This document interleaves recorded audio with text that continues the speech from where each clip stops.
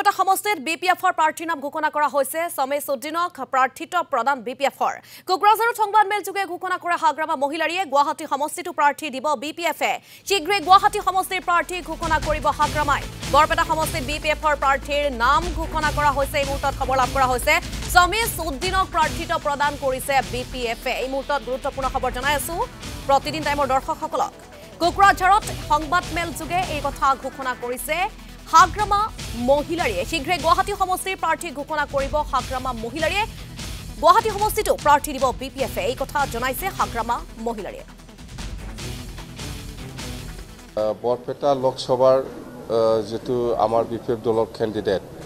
এটো আমি আপোনালোকৰ থ্ৰুদি আমি ঘোষণা কৰিব ভাবিছো আমাৰ সমেশ উদ্দিন ডাঙৰীয়া ক্যান্ডিডেট বহুত আছিল বৰপেটা লোকসভাটো কিন্তু আমি লাষ্টত যোৱাকালি আমি ফাইনাল কৰিলো যে সমেশ উদ্দিনক দিয়াটো ভাল হ'ব বুলি